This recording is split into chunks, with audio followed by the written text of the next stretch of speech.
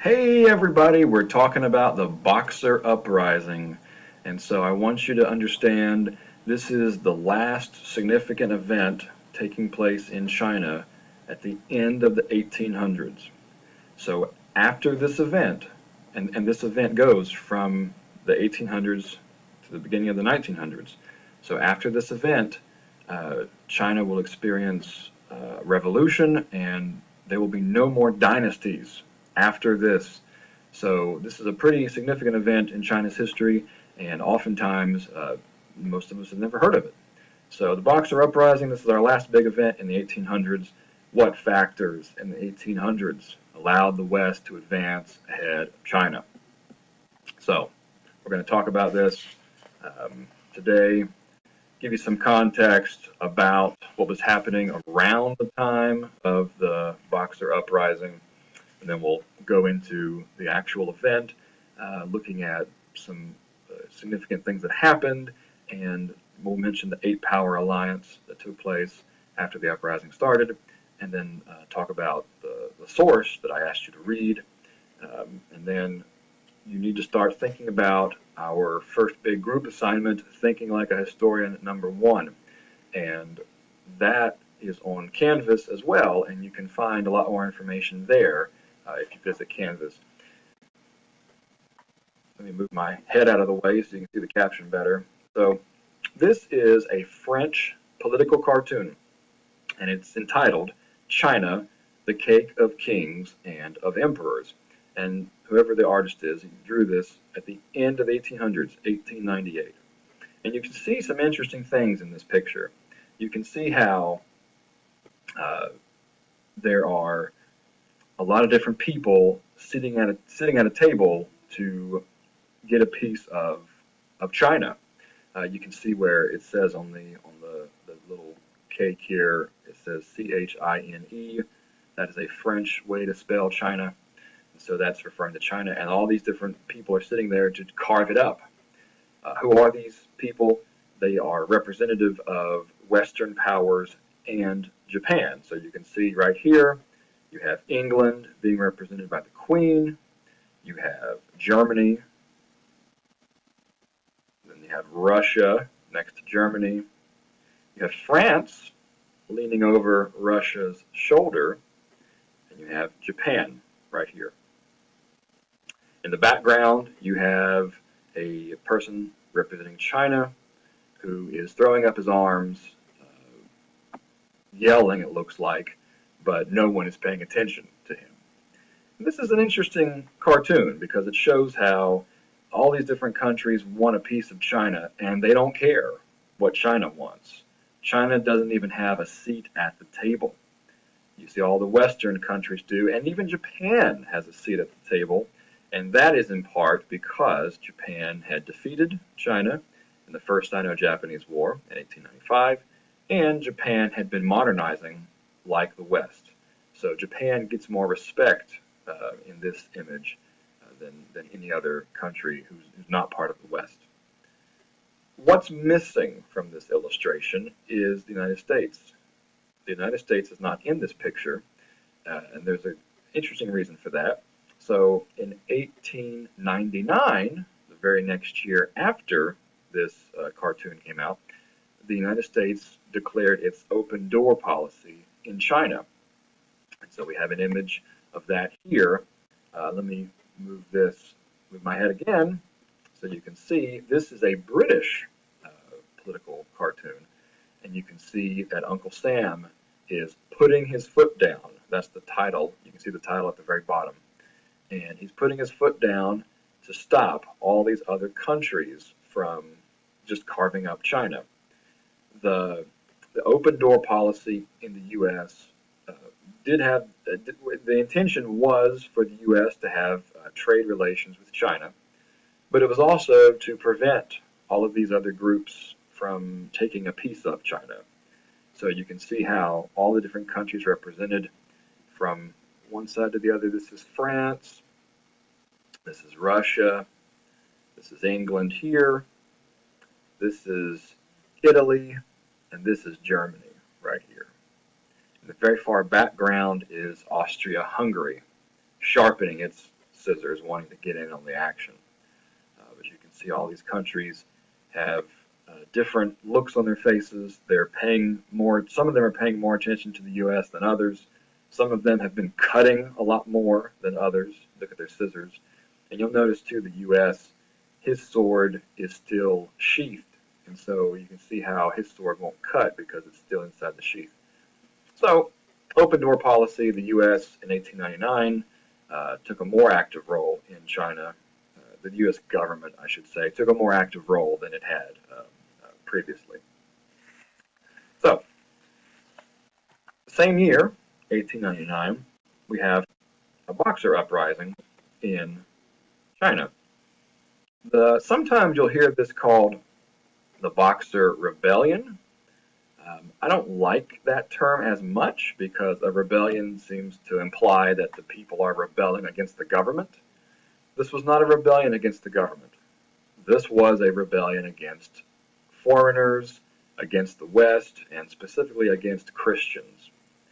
So around this time in 1899, there had been drought throughout northern China, and you see that here. So in northern China, in the province up here. And this is really important because you need to understand much of our discussions have taken place in the southern parts of China, down here where Canton, Guangzhou is, and Macau. But this is northern China. This is all the way up here. And so you're beginning to see how a different region is reacting to the West. And it's important, too, because it's closer to Beijing, the capital. It's also close to Tianjin, which is another port, a port city that's important. I'll get to that in a second. But 1899, there's a drought, and without water, crops die, so that created a famine. People are hungry and they're starving, and so the Christians took the brunt of the blame for this, that these Westerners, these foreigners have come in and they've messed everything up, and we have to get rid of them. And if we get rid of them, then we can rejoice and thrive and flourish, and we won't have to worry about these problems anymore. Well, so in 1899, a lot of young men started to attack Christians. And I mentioned young men. Some of the Boxers, like in the picture on the left, those are Boxers who had been captured. But the picture on the right is also a Boxer. It's just a child. So not all the Boxers were grown men. Some of the Boxers were children. But in 1899, they began to attack Christians. And then you see a clampdown, even from a governmental level, on foreigners, on outsiders. And so for the reading that I had given, assigned for this section of the unit, the reading that goes along with this looks at the Boxer Uprising, and it mentions Hu Xian, who was governor of Shanxi 1898, and then also becomes governor in Shandong province the very next year. So there's a picture of him, but clamping down on foreigners and Westerners. So 1899, the Boxers are attacking foreigners and Westerners, and then the very next year, in 1900, they start to take prisoners, and they begin to hold hostage groups of Westerners and Japanese individuals throughout areas like Beijing. And I mentioned that port city of Tianjin earlier. Tianjin is important if you're interested in American history because Herbert Hoover was there in Tianjin at the same time period, and he becomes president of the U.S. Decades later. But he's there, and a lot of Americans and Westerners and Japanese people are captured and taken hostage. And it's at this point that the Qing Imperial government throws its weight behind the Boxers. The Qing Imperial government has very little love for Westerners or the Japanese by this point, and they throw their support behind the Boxers. So this is not a rebellion. This is one group of people frustrated with conditions they see, drought and famine, and they blame the Christians for it. They blame outsiders and westernization. And once they build momentum, the government begins to support them. So once the Boxers took hostage Westerners and Japanese, it didn't take long for all those groups of countries to come together and form an alliance. And so you have the Eight Power Alliance. This is not all of the countries in the Eight Power Alliance, but from left to right, I can read these out. So this is supposed to be Great Britain. Here's the United States. This is Australia, British India, Germany, France, Austria-Hungary, Italy, and Japan. Not pictured here is Russia. Also, keep in mind that the British controlled Australia and India, so that all counts as one. So then you count all those as one, and then you add in the Russians. There's your Eight Power Alliance. Here's an image of an Asian artist drew storming the castle in Beijing, and you can see in the foreground are British troops on the left, Japanese on the right, and they're defeating the Chinese troops in the background. That's obviously an Asian depiction. This is an American depiction of the U.S. Army in action. You can see the nationalistic imagery with the American flag at the top. The castle is burning in the background, and the troops are storming the castle. You can even see soldiers climbing the walls to get all the way up to the top of the walls of the castle. So different depictions of the Eight Power Alliance defeating the Chinese, the Qing government, and the Boxers at this point. This is an image or a chart that shows the different Eight Power countries and the troops that they supplied for this. I need to kind of move my head out of the way so you can see all of it. So let me see if I can just put myself up here in the corner. So just so you know, that's Japan right there. But you can see Japan and Russia commit the most troops. And I'm trying to foreshadow something important that comes later. But just notice, Japan and Russia committed the most warships and troops to this effort to defeat the Boxers and to defeat the Qing government. And here is another political cartoon that shows, put myself here so you can see better. It says, this is like the door to China. And you can see how the broom of civilization and the Allied powers is sweeping out all the trash and dirt.